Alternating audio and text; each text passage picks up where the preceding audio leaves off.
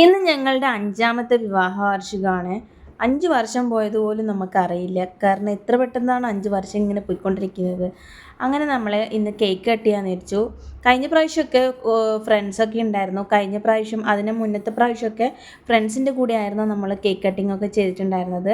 ഒരുപാട് ഫ്രണ്ട്സൊക്കെ ഉണ്ടായിരുന്നു. അതിൻ്റെ മുന്നത്തെ പ്രാവശ്യം ചേച്ചിയുടെ ഹൗസ് വാമിങ്ങിൻ്റെ അവിടെ നിന്നായിരുന്നു നമ്മൾ കേക്ക് കട്ടിങ് ചെയ്തിട്ടുണ്ടായിരുന്നത്. അന്നൊക്കെ ഒരുപാട് ആൾക്കാരുണ്ടായിരുന്നു.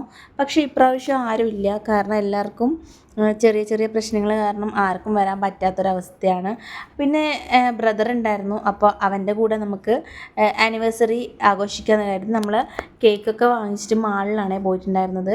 മാളിൽ പോയി ഞാനും നമ്മൾ 3 പേരും കൂടി കേക്കൊക്കെ കട്ട് ചെയ്തിട്ടുണ്ടായിരുന്നു.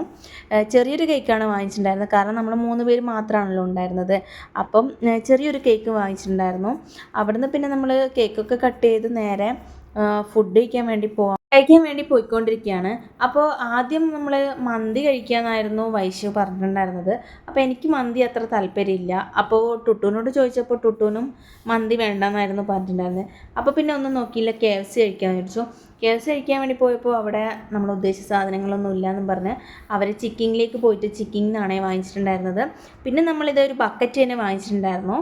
പിന്നെ ലെഗ് പീസിന് വേണ്ടി എനിക്ക് ലെഗ് പീസാണ് ഏറ്റവും ഇഷ്ടം. അതുകൊണ്ട് ഞാൻ ലെഗ് പീസ് മാത്രമേ എവിടെ പോയാലും കഴിക്കുള്ളൂ. അപ്പോൾ ലെഗ് പീസ് കാണാനായിട്ട് ഞാൻ അവർക്കൊക്കെ വെച്ച് കൊടുത്തു. കാരണം എൻ്റെ ലെഗ് പീസ് അടിയിലെങ്ങാനും എവിടെയെങ്കിലും ഉണ്ടോ എന്ന് കരുതിയിട്ട്. അങ്ങനെ ലാസ്റ്റ് അടിയിലോട്ട് തപ്പിയപ്പോൾ ഇത് ഒരു ലെഗ് പീസ് കിട്ടിയിട്ടുണ്ടായിരുന്നു. അങ്ങനെ ലെഗ് പീസ് ഞാൻ എടുത്തു. ബാക്കി അവരൊക്കെ തിന്നുകൊണ്ടിരിക്കുന്നുണ്ടായിരുന്നു. പിന്നെ ഇങ്ങനെ കാര്യങ്ങളും കഥകളൊക്കെ പറഞ്ഞ് സംസാരിച്ചുകൊണ്ടിരുന്നു.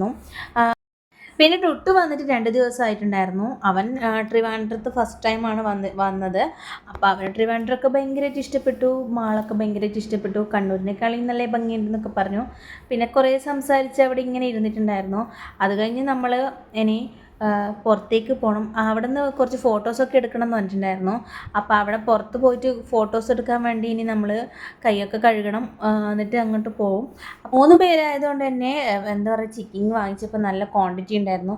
അപ്പോൾ കഴിച്ച് തീർക്കാൻ കുറച്ച് കഷ്ടപ്പെട്ടിട്ടുണ്ടായിരുന്നു. അതുകൊണ്ട് തന്നെ കഴിച്ചിട്ടും എണീക്കാനൊരു തോന്നില്ല. കാരണം എന്തോ നമ്മൾ ഭയങ്കരമായിട്ട് ഓവറായിട്ട് കഴിച്ച പോലെയായിരുന്നു.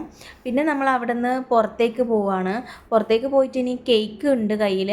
അത് അവൻ്റെ ഫ്രണ്ട്സിന് കൊണ്ട് കൊടുക്കണം. അപ്പോൾ അവർ സ്റ്റാൻഡിലാണുള്ളത്. അപ്പോൾ അവിടം വരെ ഇനി കേക്കുമായിട്ട് നമ്മൾ കേക്ക് കൊണ്ടു കൊടുക്കാൻ വേണ്ടി പോകണം. അതിന് വേണ്ടിയിട്ടാണ് നമ്മളിനി പോകുന്നത്. അങ്ങനെ നമ്മൾ മാളിൽ നിന്ന് കുറച്ച് ഫോട്ടോസൊക്കെ എടുത്തിട്ടുണ്ടായിരുന്നു. കുറച്ച് ഫോട്ടോസും വീഡിയോസൊക്കെ എടുത്തു. പിന്നെ അവിടെ നിന്ന് ഇറങ്ങി നമ്മൾ ഇനിയിപ്പോൾ പോകുന്നത് അവൻ്റെ ഫ്രണ്ട്സിന് കേക്ക് കൊണ്ട് കൊടുക്കാൻ വേണ്ടിയിട്ടാണ്.